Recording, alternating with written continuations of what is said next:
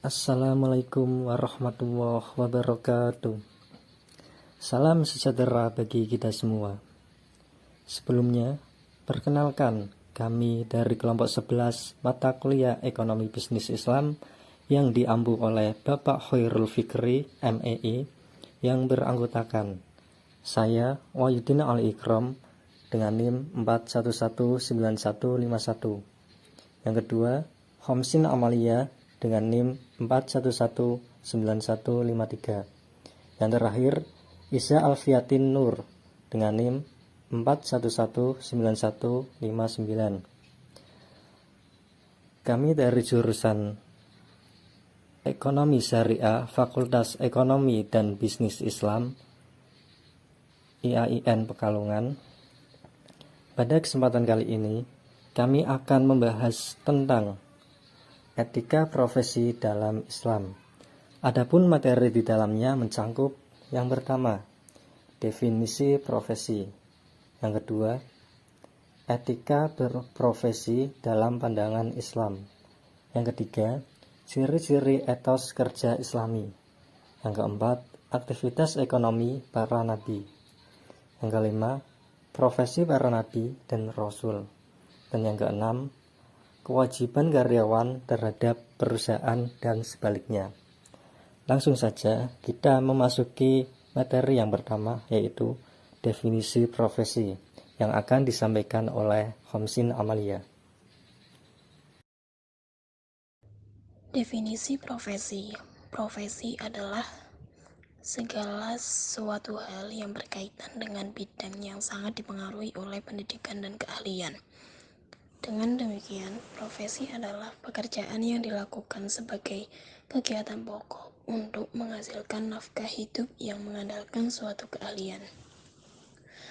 Dalam Islam, tuntunan bekerja adalah merupakan sebuah keniscayaan bagi setiap muslim agar kebutuhan hidupnya sehari-hari bisa terpenuhi. Salah satu jalan untuk memenuhi kebutuhan itu antara lain melalui aktivitas bisnis seperti yang telah dicontohkan oleh Rasulullah sejak beliau masih muda.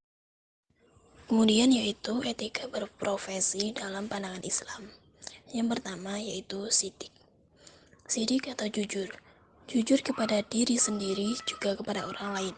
Sifat jujur akan melahirkan sifat keyakinan dan keberanian untuk menghadapi ujian apapun bentuknya. Yang kedua yaitu amanah. Sifat amanah mendorong seseorang bertanggung jawab terhadap dirinya sendiri, masyarakat, dan lingkungannya. Keberadaan sifat ini akan membangun kekuatan diri dan memperbaiki hubungan sosial. Yang ketiga yaitu tablik atau komunikatif. Seorang pembisnis harus menjadi marketing yang hebat, juga harus menjadi seorang pembicara yang unggul. Dan yang keempat yaitu fatonah atau cerdik.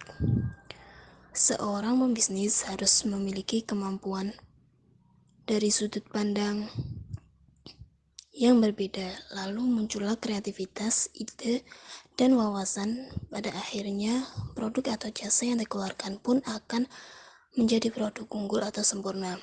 Karena produk yang dihasilkan unggulan, pelanggan pun senang dan menaruh kepercayaan. Ciri-ciri etos kerja Islami. Yang pertama, kecanduan terhadap waktu. Salah satu esensi dalam hakikat dari etos kerja adalah cara seseorang menghayati, memahami, dan merasakan betapa berharganya waktu. Bagi seorang muslim yang menghargai waktu, baginya waktu adalah aset ilahiyah yang sangat berharga, ladang subur yang membutuhkan ilmu dan amal untuk diolah serta dipetik hasilnya pada waktu yang lain. Yang kedua yaitu memiliki moralitas yang bersih atau ikhlas. Salah satu kompetensi moral yang dimiliki seseorang yang berbudaya kerja Islami itu adalah keikhlasan. Karena ikhlas bentuk dari cinta, bentuk kasih sayang, dan bentuk pelayanan tanpa ikatan. Dengan demikian, ikhlas merupakan energi batin yang akan membentengi diri dari segala bentuk yang kotor. Yang ketiga yaitu kecanduan kejujuran. Pribadi muslim merupakan tipe manusia yang terkena kecanduan kejujuran. Dalam keadaan apapun, dia merasa bergantung pada kejujuran. Dia bergantung pada amal soleh. Dia terpenjara pada cintanya kepada Allah. Tidak ada kebebasan yang dia nikmati kecuali dalam pelayanannya kepada Allah.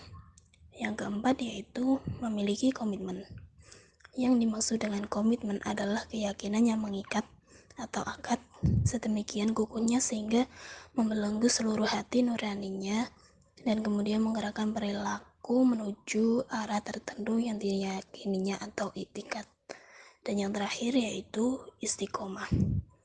Pribadi muslim yang profesional dan berakhlak memiliki konsisten, yaitu kemampuan untuk bersikap taat asas, pantang menyerah, dan mampu mempertahankan prinsip serta komitmennya walau harus berhadapan dengan resiko yang membahayakan dirinya.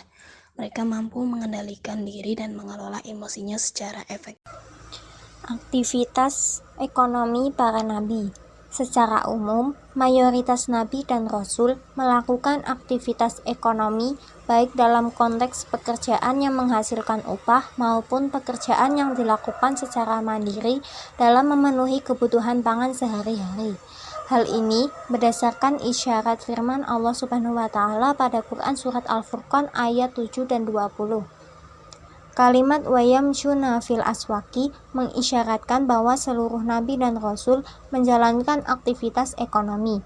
Hal yang menarik untuk dikaji adalah dua kata kunci pada Quran surat Al-Furqan ayat 7, yaitu yakulu yang artinya memakan dan al-aswak yang artinya pasar. Lalu penyebutan keduanya terulang kembali pada ayat ke-20. Demikian pula istilah pergi ke pasar merupakan representasi usaha ekonomi para nabi dan rasul, di mana sebagian mereka memiliki profesi kerja untuk memenuhi kebutuhan hidup.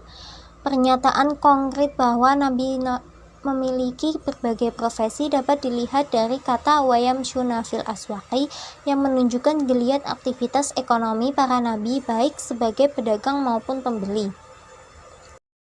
Selanjutnya, profesi para nabi dan rasul. A.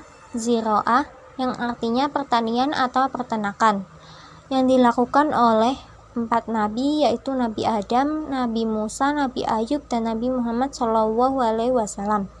Yang pertama, Nabi Adam alaihissalam.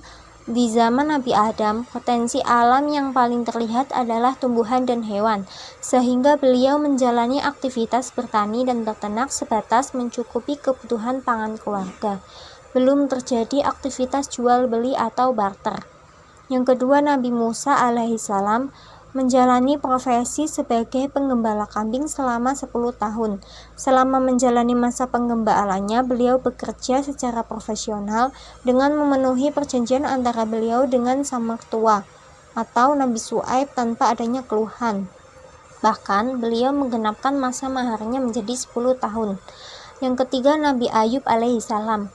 Al-Quran tidak menjelaskan secara rinci tentang profesi Nabi Ayub alaihissalam sebagai petani dan peternak. Al-Quran hanya menceritakan sisi terpenting agar dapat dijadikan ibrah dari sosok Nabi Ayub, yaitu kesabaran dalam menghadapi ujian hidup. Yang keempat, Nabi Muhammad SAW. Penggembala kambing merupakan aktivitas ekonomi yang pertama kali dijalankan oleh Nabi Muhammad SAW sebelum memulai usaha dagang dengan modal dari Siti Khadijah. B. Sinoah atau industri yang dilakukan oleh 3 nabi, yaitu Nabi Nuh alaihissalam, Nabi Idris alaihissalam, dan Nabi Daud alaihissalam. Yang pertama, Nabi Nuh alaihissalam. Menurut Asy-Syaibani bahwa beliau adalah seorang tukang kayu yang ahli membuat perahu dan memberikan nafkah kepada keluarganya dari hasil pekerjaannya. Yang kedua, Nabi Idris alaihissalam. Al-Quran menceritakan tentang Nabi Idris alaihissalam bahwa beliau adalah shodiqon nabiyah, yaitu seseorang yang sangat membenarkan dan seorang nabi, dan tidak menjelaskan tentang usaha ekonomi Nabi Idris. Menurut Asy-Syaibani bahwa Nabi Idris adalah seorang tukang jahit busana dengan bahan kulit kayu dan kulit hewan. Yang ketiga, Nabi Daud alaihissalam. Dalam Al-Quran, Nabi Daud merupakan nabi yang memiliki keahlian membuat baju besi untuk membuat kebutuhan beliau sendiri maupun diperjualbelikan. Hal ini sebagaimana dalam surat Al-Anbiya ayat 80. Materi yang selanjutnya yaitu kewajiban karyawan terhadap perusahaan dan sebaliknya. Yang pertama, kewajiban karyawan di dalam perusahaan, yaitu kewajiban terhadap perusahaan. Ada 3 kewajiban yang penting, antara lain yang pertama kewajiban ketaatan, yang kedua kewajiban konfidensialitas, yang ketiga kewajiban loyalitas. Kewajiban ketaatan, karyawan harus taat kepada perusahaan karena dia bekerja pada perusahaan tersebut. Karyawan tidak harus menaati semua perintah atasannya dengan alasan perusahaan menyuruh untuk melakukan sesuatu hal yang tidak bermoral. Kemudian karyawan juga tidak wajib mematuhi perintah atasan yang tidak wajar. Karyawan tidak perlu mematuhi perintah untuk kepentingan perusahaan tetap tidak sesuai dengan penugasannya. Kemudian kewajiban konfidensialitas, yaitu kewajiban untuk menyimpan informasi yang bersifat konfidensial atau rahasia. Oleh karena itu, rahasia yang diperoleh dengan menjalankan suatu profesi.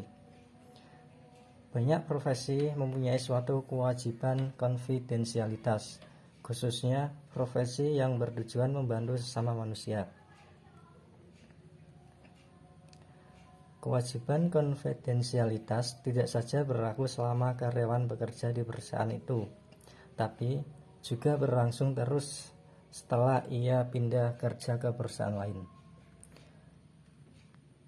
Kemudian kewajiban loyalitas, yaitu konsekuensi dari status seseorang sebagai karyawan perusahaan, dan dia harus menghindari apa yang bisa merugikan kepentingan perusahaan.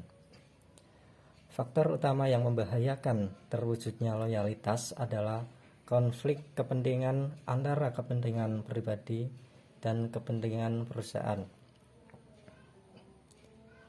Dalam konteks loyalitas termasuk juga masalah etis seperti menerima komisi atau hadiah selaku karyawan perusahaan. Kemudian kewajiban perusahaan terhadap karyawan. Yang pertama, perusahaan tidak boleh mempraktekkan diskriminasi. Diskriminasi dalam konteks perusahaan yaitu membedakan atau memisahkan karyawan satu dengan karyawan lain. Kemudian membedakan karyawan karena alasan tidak relevan yang berakar dari prasangka. Dalam menerima karyawan baru, menentukan syarat mempunyai pengalaman kerja yang sekian tahun, memiliki IPK minimal 3,00 dan beberapa masalah terkait. Kemudian perusahaan harus menjamin. Sekian presentasi dari kelompok kami, kurang lebihnya mohon